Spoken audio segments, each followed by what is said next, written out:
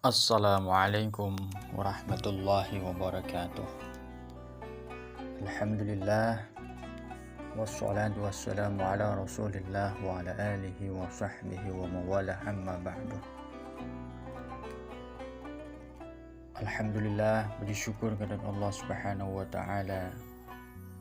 Dengan kenikmatannya kita masih dapat melaksanakan aktivitas di bulan Ramadan ini, yang mudah-mudahan amal ibadah kita diridhai Allah Subhanahu wa taala sehingga menjadi investasi amal akhirat yang kemudian akan memberikan kebahagiaan kepada kita baik fid dini wa dunya wal akhirah, amin Allahumma amin.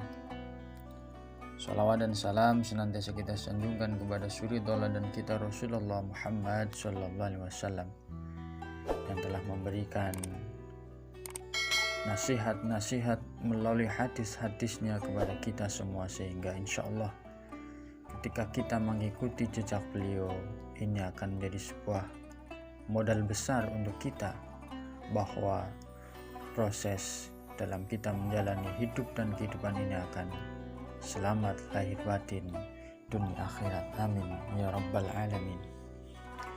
Kaum muslimin muslimat rahimakumullah, pada kesempatan kali ini akan diberikan tema tentang 10 perkara yang dibenci Allah Subhanahu wa taala. Mudah-mudahan dengan apa yang disampaikan ini akan memberikan pencerahan kepada kita dalam rangka melaksanakan proses kehidupan kita, sehingga kita akan mendapatkan kebahagiaan yang hakiki di dunia dan akhirat. Ada 10 perkara yang dibenci oleh Allah Subhanahu wa taala yang lahir dari 10 macam orang, sebagaimana disampaikan oleh sebagian hukama. Di sana diinformasikan kepada kita asyratu khisalin yubghidhuha Allah subhanahu wa ta'ala min asyrati anfusin al-bukhlu minal aghniya wal kibru minal fuqara wal tama'u minal ulama wa qillatul haya'i minan nisa'i wa hubbud dunya minas syuyukh wal kasalu minas shibyan wal juru minas sultan wal jubnu minal ghuzzati wal ujbu minaz zuhad wal riya'u minal ubbad, yang artinya 10 perkara yang dibenci oleh Allah yang lahir dari 10 macam orang. Apa 10 perkara yang dibenci oleh Allah itu? Sebagaimana yang tadi disampaikan oleh sebagian hukama kita, yang pertama adalah sifat bakhil yang lahir dari orang kaya. Kemudian yang kedua, kesombongan yang lahir dari orang yang fakir. Yang ketiga, ketamakan yang lahir dari ulama. Yang keempat, kurangnya rasa malu dari kaum perempuan. Yang kelima, cinta dunia yang lahir dari orang-orang lanjut usia.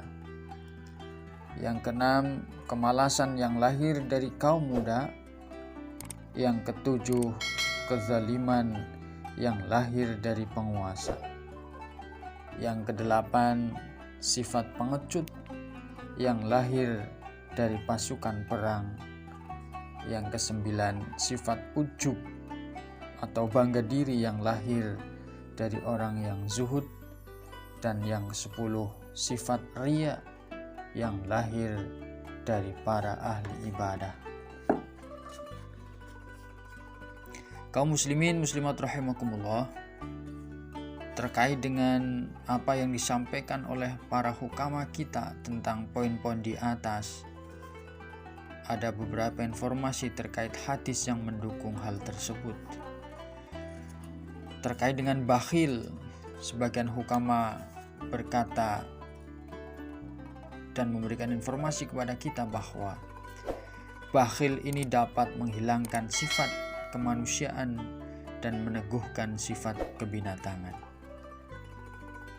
Mengenai kerakusan ulama dapat dihubungkan dengan kisah yang terjadi antara Nabi Musa dan Nabi Khidir alaihissalam. Tepatnya ketika tanpa diketahui sebelumnya, Nabi Khidir alaihissalam mengajak Nabi Musa alaihissalam untuk memugar dinding rumah yang tidak berpenghuni. Padahal mereka berdua didera kelaparan yang haus dan hebat. Nabi Musa pun protes, "Jika Anda menghendaki, Anda bisa meminta upah untuk pekerjaan ini." Dijawab oleh Nabi Khidir alaihissalam dengan, "Saat inilah tiba perpisahan antara saya dengan kamu." Saat terjadi dialog yang mengandung unsur tamak di atas, datanglah seekor kijang kepada mereka. Bagian tubuh kijang yang ada di dekat Nabi Musa mentah, namun bagian tubuh yang dekat Nabi Khidir alaihissalam itu sudah matang.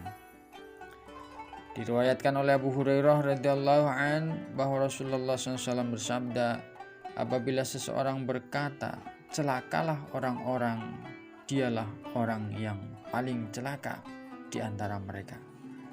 Hadis riwayat Muslim. Larangan ini ditunjukkan kepada orang-orang yang mengucapkan kalimat tersebut dengan kesombongan dirinya dan memandang rendah orang lain. Hal inilah yang dilarang oleh Allah Subhanahu wa taala. Adapun jika kalimat tersebut diucapkan atas dasar rasa sedih karena melihat kondisi real masyarakat yang penuh kekurangan dalam urusan agama, hal itu diperbolehkan. Demikian para ulama menafsirkan hadis tersebut. Rasulullah SAW bersabda, siapa yang tidak memiliki rasa malu, maka tidak ada agama baginya. Siapa yang tidak memiliki rasa malu di dunia ini, maka dia tidak akan masuk surga. Hadis riwayat Ad-Dailami. Kemudian Rasulullah SAW bersabda, siapa yang membuat senang penguasa dengan sesuatu yang dibenci oleh Rabb-nya, berarti dia telah keluar dari agama Allah. Hadis riwayat Al-Hakim. Rasulullah SAW bersabda, siapa yang memuji dirinya atas amal soleh yang telah dikerjakannya, maka sesungguhnya telah sesat rasa syukurnya dan telah sia-sia amalnya. Hadis riwayat Abu Nuaim. Rasulullah SAW bersabda, seseorang yang memakai pakaian dengan niat membanggakannya hingga orang-orang melihat dan memperhatikannya pada hari kiamat, kelak Allah tidak akan memperhatikannya hingga dia mau meninggalkan atau menanggalkan pakaian tersebut. Hadis riwayat At-Tabrani. Kemudian Rasulullah SAW bersabda, sungguh celaka anak Adam, bagaimana dia bisa sombong, padahal kelak dia hanyalah bangkai yang mengganggu orang yang melintasinya dengan aroma busuknya. Anak Adam itu diciptakan dari tanah dan akan kembali ke tanah. Hadis riwayat Ad-Dailami.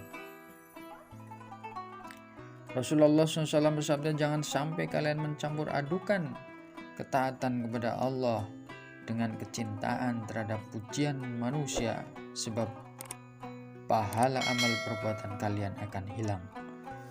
Hadis riwayat Ad-Dailami.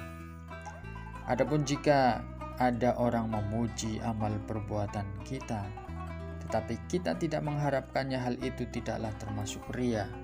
Sebagaimana dijelaskan dalam hadis yang diriwayatkan oleh Abu Dzar radhiyallahu an, dia berkata, Rasulullah SAW pernah ditanya, apa pendapatmu tentang orang yang melakukan amal kebaikan lalu tanpa diharapkan orang-orang memujinya? Beliau menjawab, itu adalah kabar gembira yang disegerakan di dunia bagi orang mukmin. Hadis riwayat Muslim. Kaum muslimin muslimat rahimakumullah, demikian sekilas materi yang dapat saya sampaikan terkait 10 perkara yang dibenci oleh Allah Subhanahu wa taala.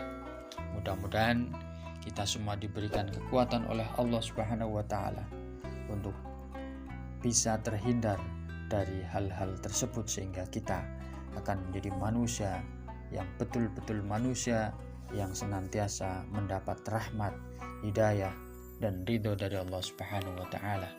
Terima kasih, kurang lebihnya mohon maaf. Wassalamualaikum warahmatullahi wabarakatuh.